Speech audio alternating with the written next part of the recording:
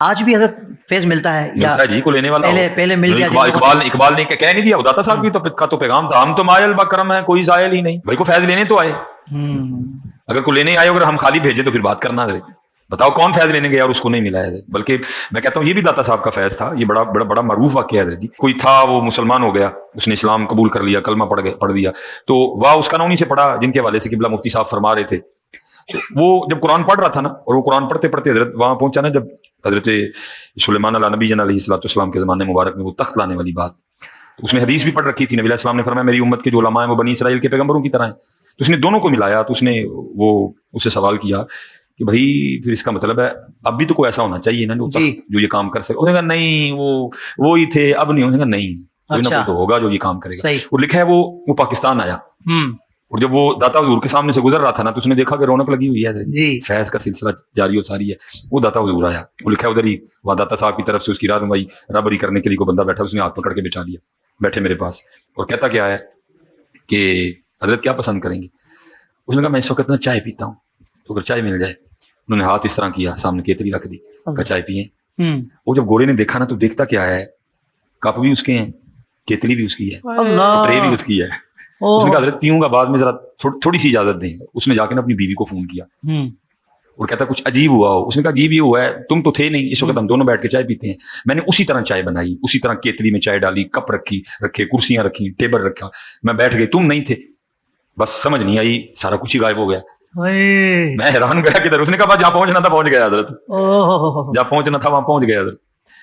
اور اس طرح کی جب ویڈیوز آتی ہیں تو فوراً لوگ ہمیں بھیج دیتے ہیں تاکہ ہم اس حوالے سے کوئی ریبٹل کے طور پر بات کر دیں امت کی اصلاح کے لیے۔ تو وہ ایک سوشل میڈیا کا چینل ہے، اس کے اوپر بیٹھ کے پاکستان کے جو موجودہ حالات ہیں اس کے اوپر ڈسکشن کرتے ہوئے کہہ رہے تھے کہ ہمارے جو حکمران ہیں انہیں سبق سیکھنا چاہیے کہ یہ پاکستان تو حضرت داتا گنج بخش جن کا آج کل عرس جاری ہے، علی حجویری صاحب المتوفی 465 ہجری، آلموسٹ 1000 سال ہونے والے ہیں ان کو فوت ہوئے ہوئے، تو وہ پاکستان بنانے والوں میں شامل ہیں۔ اگر پاکستان کو خزانے میں کمی ہے، گنج اگر ختم ہو گیا ہے، گنج کہتے ہیں خزانے کو، وہ کہتے ہیں گنج بخش تو ہمارے پاس موجود ہے۔ ہمارے حکمرانوں کو چاہیے کہ بجائے IMF سے قرضہ مانگنے کے وہ ان کے درباروں پر جائیں، ان سے جا کر مانگیں، اور استغفر اللہ واتوب الیہ اپنے بابوں کو جسٹیفائی کرنے کے لیے اینڈ پہ انہوں نے جو حدیث پڑھی وہ نبی علیہ السلام سے متعلق تھی، صحیح بخاری کی حدیث، انما انا قاسم واللہ یعطی، وہ انشاءاللہ میں بعد میں ایڈریس کرتا ہوں اس حدیث کو۔ تو وہ اپنے بزرگوں کے بارے میں کہہ رہے تھے کہ آپ ان سے جا کر مانگیں، آپ کے مسئلے حل ہو جائیں گے۔ دکھ کی بات یہ ہے کہ داتا صاحب کا پاکستان، حضرت خواجہ غریب نواز کا پاکستان آج اس حال پہ کھڑا ہے، کبھی یہ IMF سے مانگنے جا رہا ہے، کبھی یہ کسی سے مانگنے جا رہا ہے۔ وہ IMF سے جو مانگنے جاتے ہو تو کبھی یہاں کے بھی عرض کر دو گنج بخش فیض عالم مظہر نور کیا کہنے، خدا تمہیں ہدایت دے، تمہاری عقل پہ پتھر پڑ گئے۔ یہ حضور نبی علیہ السلام کا فیض ہے، ادھر سے نہیں خزانے ختم ہو گئے، انما انا قاسم واللہ یؤتی، یہ نہیں ختم ہوگا۔ کہنے والے بھی سلطان الہند ہیں، یہ نہیں کہ زید نے کہہ دیا، بکر نے کہہ دیا، دیکھو دوسرے کہنے والے کون ہیں، گنج بخش فیض عالم مظہر نور خدا نا کی سارا پیر کامل۔ تو سب سے پہلے تو میں ڈاکٹر سلمان مصباحی صاحب سے ریکویسٹ کروں گا کہ آپ پاکستان کے جتنے زندہ پیر بابے بزرگ موجود ہیں نا، ان ساروں کو اکٹھا کر کے داتا دربار لے جائیں۔ حکمران تو نہیں جا رہے نا، حکمران تو آپ کی نظر میں فاسق ہیں، فاجر ہیں، مجرم ہیں، آپ تو نیک روحیں ہیں نا، ساری نیک روحیں پاکستان کی اکٹھی ہو کے جائیں درباروں پہ اور جا کے ان سے ریکویسٹ کریں کہ جی ہمارا یہ IMF کا قرضہ اتار دیں، ہماری بجلی پوری کر دیں۔ 1965 تک تو آپ راوی کے پل پہ آ کے بم پکڑتے تھے، آپ کے دربار پہ بم ٹھوک کے چلا گیا ایک بندہ، وہ آپ سے نہیں پکڑا گیا۔ ہو سکتا ہے ان دنوں میں آپ کسی وزٹ کے اوپر ہوں، تو مہربانی کریں اب تو اس ملک کے اوپر کوئی نظر کرم فرمائے۔ تو یہ آپ حکمرانوں کو کیوں مشورہ دے رہے ہیں؟ اس میں تو 4 باتیں اور نکل آئیں گی، حکمران چلے بھی جائیں، نکلنا تو اس میں سے کچھ نہیں ہے، ہاں ذلت مزید بڑھ سکتی ہے۔ تو پھر آپ لوگ کہیں گے جی حکمران تو آپ کو پتہ ہے فاسق اور فاجر ہیں، تو بزرگوں نے تو ان کی سننی نہیں ہے۔ تو آپ لوگ جاؤ نا، بجائے حکمرانوں کو مشورہ دینے کے، یہ جو شرکیہ ایکٹیویٹی پرفارم کرنی ہے وہ آپ خود کرو، اور پھر نکالو اس میں سے جو نکلتا ہے، اور یہ کہانیاں کروانی بند کر دیں آپ لوگ۔ اصل میں ان لوگوں نے قرآن و سنت تو پڑھا نہیں ہوا، یہ بزرگ بابوں کی کتابیں پڑھتے ہیں، اور اس کتاب کا تو میں بے شمار دفعہ پوسٹ مارٹم کروا چکا ہوں، کشف المحجوب کا، جو منسوب ہے علی بن عثمان حجویری کی طرف، ہم 1 ٹن حسن ظن رکھ لیتے ہیں کہ انہوں نے نہیں لکھی ہوگی، لیکن ان کے ماننے والے تو انہی کی طرف منسوب کر رہے ہیں۔ اس کتاب کے اندر باقاعدہ طور پر انہوں نے ٹیمپرڈ تورات کا ایک گستاخانہ واقعہ حضرت داؤد علیہ السلام کے بارے میں، کہ وہ اپنی صحابی کی بیوی کے اوپر عاشق ہو گئے تھے اور اسے قتل کروا کے خود شادی کر لی، نعوذ باللہ، اس سے انہوں نے جنید بغدادی کا صحف ثابت کیا۔ صحف اور سکر کا چیپٹر نکال لیں کشف المحجوب میں، اور رزلٹ نکالا اس جھوٹے واقعے سے۔ اس کے بعد انہوں نے نعوذ باللہ من ذالک ہمارے نبی کی عزت کے اوپر حملہ کرتے ہوئے زید ابن حارثہ کی بیوی سیدہ زینب، ان کی طرف ایک جھوٹا واقعہ منسوب کہ نبی علیہ السلام کو وہ ایک دفعہ آپ کی نظر پڑ گئی تو وہ اپنے خامند کے اوپر حرام ہوگی اور بعد میں حضور نے ان سے شادی کر لی، نعوذ باللہ۔ اور اس سے انہوں نے اپنے بابا جی بایزید بستامی کا سکر ثابت کرنے کی کوشش کی، یعنی اپنے بابوں کی غلطیوں پہ پردہ ڈالنے کے لیے انبیاء کو تختہ مشق بنایا ان لوگوں نے۔ میں کافی دفعہ یہ ساری چیزیں پیش کر کے ان کے پوسٹ مارٹم بھی کر چکا ہوں، مجھے آج ان چیزوں کے پوسٹ مارٹم کرنے کی ضرورت نہیں ہے، صرف حصول برکت کے لیے میں نے ان لوگوں کا سٹیٹس بتایا ہے کہ جن لوگوں کی طرف یہ آپ لوگوں کو بھیج رہے ہیں، اور پھر کہہ رہے ہیں کہ جی دلیل اس کی یہ ہے کہ جو خواجہ اجمیری تھے انہوں نے یہ شعر کہا تھا، گنج بخش فیض عالم مظہر نور خدا، اور ان کا نام لے رہے ہیں کہ جن کی طرف کتاب منسوب ہے حشت بہشت میں جو فوائد السالکین چیپٹر ہے، جو پاک پتن شریف والے بزرگ جو تھے خواجہ فرید الدین گنج شکر، انہوں نے اپنے پیر قطب الدین بختیار کاکی کے ملفوظات جمع کیے، کیونکہ ان کے پیر آگئے معین الدین چشتی المتوفیٰ 633 ہجری تھے، تو ان کی طرف وہ چشتی رسول اللہ والا واقعہ کافی دفعہ میں پوسٹ مارٹم کر چکا ہوں۔ مجھے تو شرم آتی ہے بار بار ان چیزوں کو ہائی لائٹ کرتے ہوئے کہ یہ کن لوگوں کا دفاع کر رہے ہیں، کن لوگوں کو اپنا بزرگ بنا کے پیش کر رہے ہیں۔ بازید بستامی کے بارے میں یعنی جو جو باتیں کشف المحجوب میں انہوں نے کلیم کی ہیں کہ ان کے منہ سے اللہ بولتا تھا، نعوذ باللہ، یہ تو ہمارا عقیدہ رسول اللہ کے بارے میں نہیں ہے صلی اللہ علیہ وآلہ وسلم۔ ہم کہتے ہیں وما ينطق عن الهوى ان هو الا وحی یوحى، یہ اپنی خواہش نفس سے کچھ نہیں کہتے، یہ وہ کہتے ہیں جو ان پر وحی ہوتا ہے۔ یہ بات سیم تذکرۃ الاولیاء کے اندر بھی لکھی ہوئی ہے، وہاں تو ایک سٹیپ آگے گئے ہیں وہ فرید الدین عطار المتوفیٰ 627 ہجری، پوری دنیا میں بابوں کے جتنے واقعات ہیں نا جو مصباحی صاحب بھی سناتے ہیں، یہ کتاب 800 سال پہلے فرید الدین عطار نے لکھی ہے، جس کو منگولوں نے قتل کیا تھا۔ میں بھی منگولوں کی اولاد ہوں، ہاں، لیکن اس ٹائم وہ کافر تھے، اللہ نے ان کو مسلط کیا مسلمانوں پہ، اب اسلام کی دولت سے سرفراز کر کے مجھے مسلط کر دیا ان کے اوپر۔ ہاں، تو خود یہ نگاہیں مارتے رہے، اور جب منگول آئے تو منگولہ نے نگاہ نہیں ماری، تلوار مار کے وٹ چڑے سارے، ہاں، انہوں کی نگاہ ہوتے ہی رہ گئی ہیں۔ تو فرید الدین عطار نے تذکرۃ الاولیاء میں بازید بستامی کے بارے میں لکھا ہے کہ لوگ ان کے اوپر خام خواہ الزام لگاتے ہیں، ان کے منہ سے تو اللہ بولتا تھا، اگر انہوں نے یہ کہہ دیا کہ قیامت کے دن محمد اور تمام نبی میرے جھنڈے کے نیچے ہوں گے تو اس سے کیا فرق پڑتا ہے، وہ تو اللہ ان کے منہ سے بول رہا تھا جی، وہ تو کسی بابے نو کھنگڑ بھی نہیں دینا قیامت والے دن۔ ویسے تو آپ کو بتاتے ہیں جی بخاری مسلم میں حدیث ہے کہ اس دن انبیاء بھی نفسی نفسی کر رہے ہوں گے، اچھا انبیاء نفسی نفسی کر رہے ہوں گے اور بابے کہہ رہے ہوں گے کہ محمد اور تمام نبی میرے جھنڈے کے نیچے ہوں گے، بلکہ اس سے اگلی بات لکھی ہوئی ہے لوائی اعظم من لوائی محمد، میرا جھنڈا محمد کے جھنڈے سے بھی بڑا ہوگا۔ یہ بازید بستامی نے، یعنی میں کیا کہوں کہ بکواسیات ارشاد فرمائے، یہ کیا ٹھیک ہے، نہ ہی بازید ہے، 261 ہجری میں فوت ہوئے ہیں یہ ابو یزید بستامی، یزید دے ابا جی، اور ساڈے امام کا نام ہے ابو الحسین مسلم بن حجاج القشیری، یہ بھی 261 ہجری میں فوت ہوئے ہیں، اور یہ مسلم شریف میں حدیث لے کے آ رہے ہیں کہ نبی علیہ السلام نے فرمایا کہ قیامت والے دن اللہ تعالیٰ کے حضور سب سے پہلے میں شفاعت کروں گا اور میری شفاعت قبول کی جائے گی، سب سے پہلے مجھے قبر سے نکالا جائے گا، اور سب سے پہلے میں جنت کے دروازے پر دستک دوں گا، اور داروغہ جنت پوچھیں گے کون، میں کہوں گا محمد، تو وہ عرض کرے گا کہ مجھے حکم بھی یہی تھا کہ آپ کے نام کے اوپر دروازہ کھولا جائے۔ ہمارے امام جو ہیں وہ سینٹرڈ اراؤنڈ پروفٹ ہیں، اور ان کے امام جو ہیں وہ اپنے اراؤنڈ سینٹرڈ ہیں، یہ فرق ہے۔ خیر اس کے اوپر میں اتنی دفعہ بول چکا ہوں کہ مجھے پھر 1 گھنٹہ صرف ان بابوں کا پوسٹ مارٹم کرنے کے لیے چاہیے۔ میں مصباحی صاحب کی اس سٹیٹمنٹ کی طرف آتا ہوں جو انہوں نے کہا کہ جی جا کے تو بابا جی سے مانگنا شروع کر دیں, تو بابا جی جو ہے وہ ہیلپ آؤٹ کر دیں گے, IMF سے مانگنے کی ضرورت نہیں. تو سرکار جاؤ نا, منگو نا. اب یہ اس طرح کی باتیں پتہ کیوں کرتے ہیں؟ انہوں نے بابوں سے یہی کچھ سیکھا ہوا ہے. بابا جی بابا جی بابا جی بابا جی, ایک سوال ہے بابا جی, اگر آپ ہوا میں سونا نکال سکتے ہیں بابا جی, تو دیش کی غریبی کیوں نہیں مٹا دیتے بابا؟ جواب بابا جی, جب آپ خود سونا نکال سکتے ہو تو ہم لوگوں سے چندہ کیوں لیتے ہو بابا جی؟ جواب ہری اوم ہری اوم ہری اوم. یہ رانگ نمبر ہے, یہ رانگ نمبر ہے. ہاں آیا نا یاد,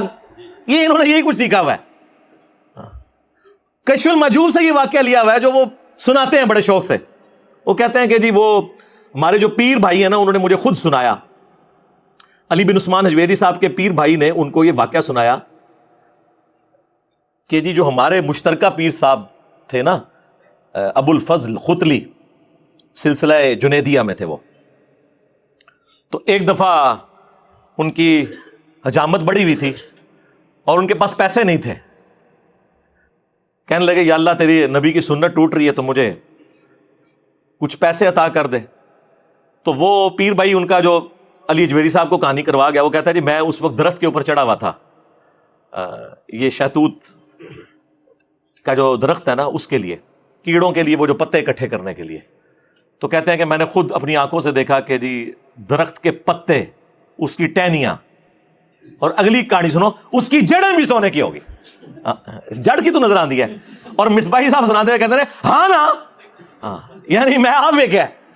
داتا حضور کشف المحجوب میں لکھتے ہیں یہ فکرے ان کی زبان سے تب ادا ہوئے جب اس درخت کے نیچے تھے جس کے اوپر میں چڑھا ہوا تھا. آپ فرماتے خدا کی عزت و عظمت کی قسم, پورا درخت, اس کی ٹہنیاں, اس کا تنا, اس کی جڑیں بھی سونے کی ہو گئی,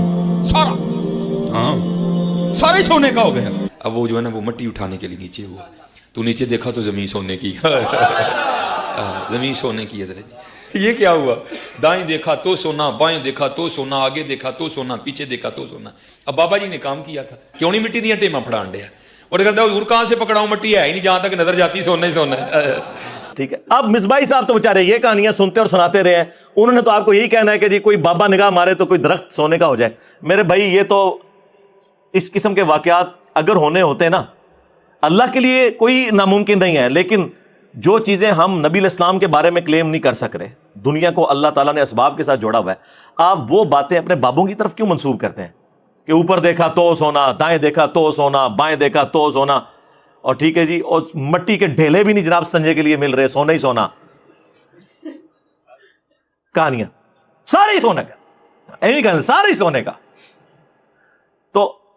میرے بھائی سورہ توبہ پڑھے, سب سے کرٹیکل جنگ نبی علیہ السلام کی مبارک زندگی کی غزوہ تبوک, 1.5 لاکھ کی فوج لے کر کیسر روم عرب کے بارڈر پہ آ گیا, دنیا کی سب سے بڑی سپر پاور, اور نبی علیہ السلام کے پاس صرف 30,000 جانثار صحابہ ہیں جن کے پاس سامان بھی پورا نہیں ہے, اور مخالفت میں 1.5 لاکھ کا لشکر. باقی صحابہ ہیں جا نہیں سکتے ساتھ. سورہ توبہ آیت نمبر 92 میں اللہ تعالیٰ فرماتا ہے کہ اے نبی علیہ السلام تمہارے پاس لوگ حاضر ہوتے ہیں کہ ہمارے لیے کوئی سواری کا بندوبست کر دیں, ہم بھی آپ کے ساتھ جائیں جہاد کے لیے. تو تم ان سے فرماتے ہو کہ میں کوئی ایسی چیز نہیں پاتا کہ جس کے ذریعے میں تمہاری مدد کر سکوں, تمہارے لیے سواری اور جانے کا ساز و سامان ارینج کر سکوں. تو تم دیکھتے ہو کہ یہ تم سے اس حال میں پلٹتے ہیں کہ ان کی آنکھیں آنسوؤں سے تر ہوتی ہیں, اس غم کے سبب کہ وہ اپنے نبی کے ساتھ مل کر اللہ کی راہ میں جہاد نہیں کر سک رہے. تو اس وقت حضور علیہ السلام نے تو نہیں اوپر دیکھا تو سونا, درخت دیکھا تو سونا, ادھر دیکھا تو سونا. وہ تو ترمذی میں اوپر تلے 2-3 احادیث موجود ہیں کہ سیدنا عثمان غنی رضی اللہ تعالیٰ عنہ علیہ السلام نے اپنی جو دولت تھی حضور کے قدموں پہ نچھاور کی تبوک کے موقع پر, اور نبی علیہ السلام نے انہیں جنت کی بشارت سنائی. تو ظاہری اسباب تو اختیار کر رہے ہیں. نبی علیہ السلام کی تو کہیں یہ تعلیمات نہیں ہے کہ آپ کو پیاس لگے تو آپ جو ہے وہ 10 دفعہ دروشی پڑھ لیں, بھوک لگے تو 10 دفعہ آپ سبحان اللہ و بحمدہ سبحان اللہ العظیم پڑھ لیں. میرے بھائی اللہ نے دنیا کو اسباب کے ساتھ جوڑا ہے, تو آپ اس قسم کی چیزیں کیوں لوگوں کو بتاتے ہیں؟ نبی علیہ السلام کی تو کہیں یہ تعلیمات نہیں ہے. آپ نے تو ہمیشہ اسباب کو اختیار کرنے کا حکم دیا اور اس کے بعد مسبب الاسباب سے دعا مانگنے کا حکم دیا. صحیح مسلم میں تقدیر والے چیپٹر میں آلموسٹ 50 کے قریب احادیث ہیں, 50 to 60. اس کی جو آخری حدیث ہے نا وہ حضرت ابو ہریرہ رضی اللہ تعالیٰ عنہ کو نبی علیہ السلام نے فرمایا، اے ابو ہریرہ، جو چیز تجھے نفع دے اس کے لیے پوری کوشش کرنا، اس کے بعد اللہ سے مدد طلب کرنا، کاہلی نہ کرنا، سستی نہ کرنا،